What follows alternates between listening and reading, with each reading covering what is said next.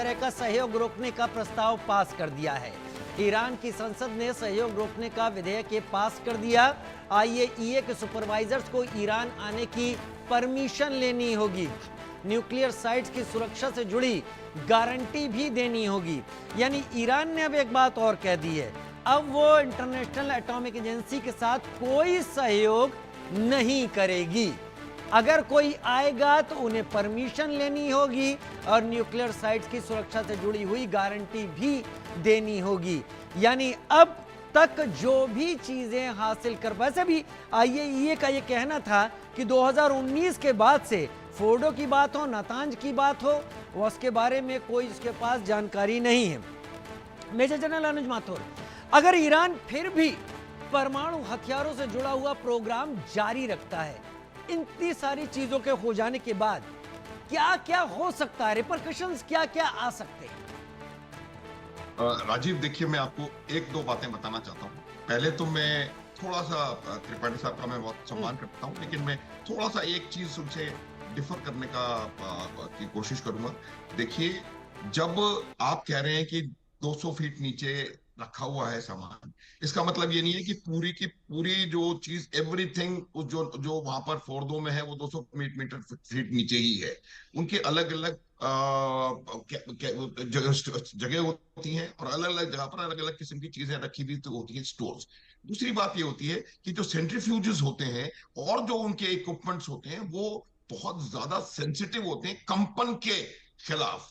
कंपन से भी उनमें खराबी आ जाती है। तो जो मैं पहले कह रहा था कि यूरेनियम अलोन न्यूक्लियर बॉम्ब नहीं बनाता, उसको बनाने के लिए बहुत सारी चीजों की आवश्यकता होती है और उन बहुत सारे इक्विपमेंट, बहुत सारे, चाहे वो हैवी वाटर न्यूक्लियर रिएक्टर्स हो, दो समाप्त कर दिए हैं उन्होंने, और या और भी कोई किस्म की चीजें हों, कोई उनका डेटोनेशन मैकेनिज्म है, आपको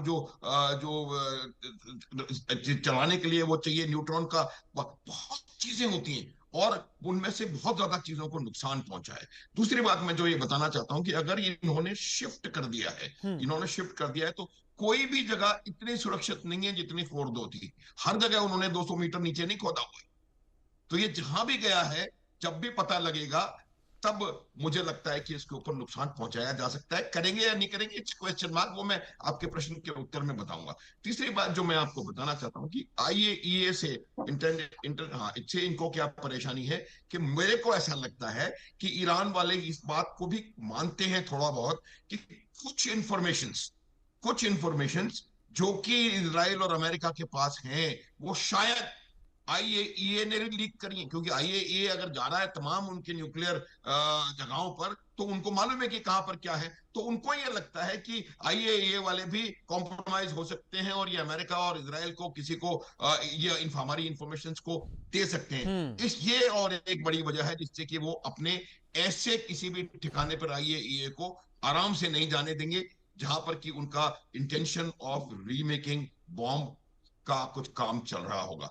एक बात समझने की है राजीव, वो ये है कि आज भी पूरे ईरान में मोसाद का जो इकोसिस्टम है वो बहुत बेहतरीन तरीके से काम कर रहा है। ईरान में जो भी इंफॉर्मेशन ईरान की इजराइल को या अमेरिका को मिल रही है, वो अमेरिकन नहीं दे रहे हैं वहां पर, ट्रंप के आदमी नहीं है वहां पर, इजराइल के आदमी कोऑर्डिनेट के लिए करने के लिए, लेकिन वो जो दे रहे हैं वो वही लोग हैं जो ईरान के ही लोग हैं और उन्हीं को अपना अपना एजेंट या अपना बना करके उन्होंने उनसे खबरें हासिल करते हैं। ये जो उनका नेटवर्क है, ये नेटवर्क मेरे हिसाब से उनको बहुत जल्द बहुत ज्यादा इंफॉर्मेशन देने में सक्षम है। अब जहां तक प्रश्न आपका वो है, जब इतना मैं आपको बता सकता हूं, पहले भी मैंने कहा कि जैसे ही उनको पता लगेगा कि ईरान इस प्रोग्राम में आगे बढ़ रहा है, ये हमला करेंगे। ये आप निश्चित मान लीजिए, निश्चित। ये मैं पूरे कन्विक्शन के साथ कह रहा हूं।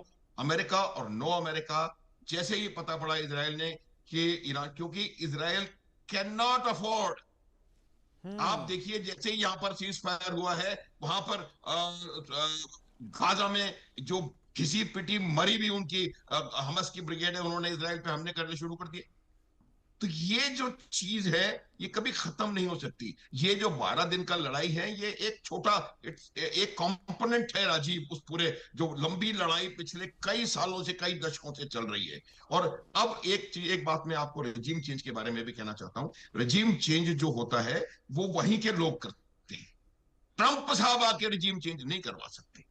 बांग्लादेश में जो रजीम चेंज हुआ है, उन्होंने बांग्लादेश के लोगों को, बांग्लादेश के स्टूडेंट्स को, उनको जरूर उन्होंने मोबिलाइज किया है, लेकिन मोबिलाइजेशन बांग्लादेश के लोगों का हुआ है, इसलिए वहां पर रजीम चेंज हुआ है। रजीम चेंज, लीडर चेंज होना रजीम चेंज नहीं होता।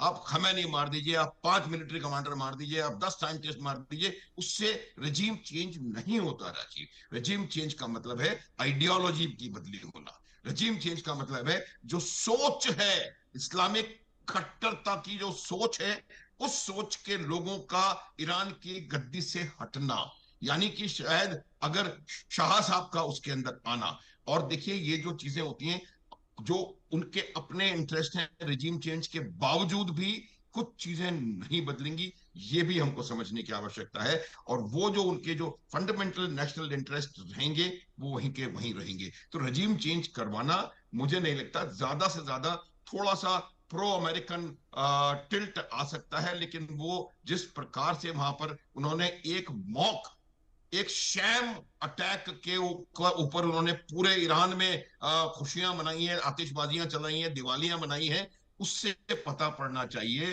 कि इस 12 दिन के युद्ध ने ईरान में रिजीम चेंज की तरफ बढ़ने की बजाय ईरान के तमाम लोगों को इकट्ठा कर दिया है। राजीव, आज ईरान में अधिकतर लोग, मैं, कुछ लोग ऐसे हैं जो कि बाहर बैठ करके ईरान में काम कर रहे थे ईरान के रजीम के खिलाफ, उन लोगों के स्टेटमेंट्स हैं ये, मेरे पास इसकी इंफॉर्मेशन है। उन्होंने कहा कि इजराइल के इस हमले ने उनका जो पिछले 20 साल का एफर्ट था उसको नलीफाई कर दिया। गुड़ गोबर उन्होंने शब्द का प्रयोग किया था कि जो उन्होंने इतनी मेहनत करके वहां पर इस रिजिम के खिलाफ मोबिलाइजेशन किया था लोगों का, थॉट्स का, वो खत्म हो गया। अब वो दोबारा इकट्ठे हो गए, अब उनको दोबारा they will have to start from the beginning. तो राजीव, मेरा ये मानना है रजीव चेंज कोई पॉसिबिलिटी नहीं है। अगर इन्होंने लेकिन ये बनाने का प्रयास किया या उसकी तरफ बढ़े तो इस पे हमला जरूर होगा, उसके बाद भले ही कुछ भी होता है, उसमें कोई डाउट नहीं है। यह हमला तय है कि यह हमला होगा, और इस बार गुड़गोबर हो या कुछ भी हो, लेकिन यूएस और इजराइल फिर से करेंगे हमला। शायद एक पॉज कई फैक्टर्स को सामने रखता है, लेकिन बड़ी खबर यह कि इजराइल के जो सुरक्षा मंत्री हैं, होम को अफेयर्स को देखते हैं, बेन ग्विर, उन